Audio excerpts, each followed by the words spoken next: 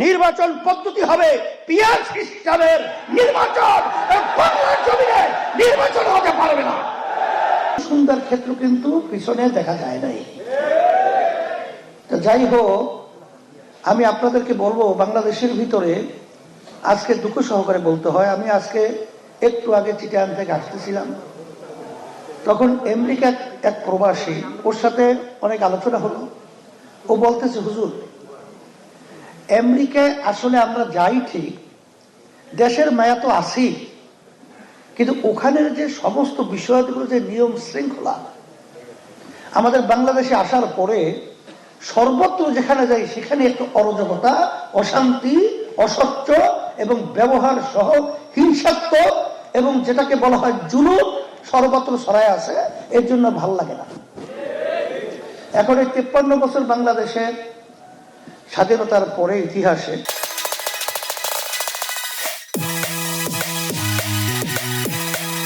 অনেকাংশী তারা কিন্তু দেশের দরদী হিসাবে কাজ করেছে, এটা তারা প্রমাণ করতে পারে নাই।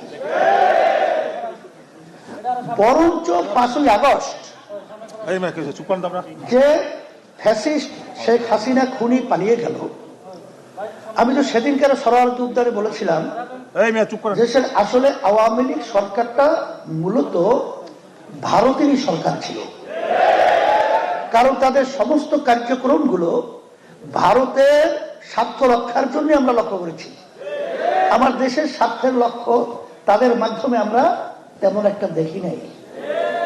এরপরে বর্তমানে যে চলছে, আমি সেদিনকারও বলেছিলাম, আজকেও বলছি, যে বর্তমানে যে অন্তর্বর্তীকালীন সরকার রয়েছে, তারা কিন্তু আমাদের এই ছাত্র জনতা অভ্যুত্থান যে 5ই আগস্ট বাংলাদেশে হলো, সেখানে হাজার হাজার মায়ের কোল খালি হলো, হাজার হাজার আমার ভাইয়েরা, আমার ছাত্ররা পঙ্গু হয়ে গেল, চক্ষু হারালো, এখনো মায়ের কান্না বন্ধ হয় নাই। কিন্তু তখন আমরা দেখছি এই সরকার তো অগুছালো অবস্থায় তারা দেশ পরিচালনার দায়িত্ব পালন করতেছে। সেখানে আমাদের দায়িত্ব কর্তব্য, তাদের ভুল ত্রুটি থাকতেই পারে, আমাদের দায়িত্ব কর্তব্য হলো সহযোগিতা, পরামর্শ। কিন্তু তাদেরকে অস্থিতিশীল করে তারপর তাদের থেকে দাবি আদায় করে নেওয়ার জন্যে এক পর্যায়ে আমি বলবো যে গত ফ্যাসিস্ট সরকার 2024 নির্বাচনে যে প্রকারই হোক, তারা কিন্তু সরকার গঠন করে ফেলেছিল।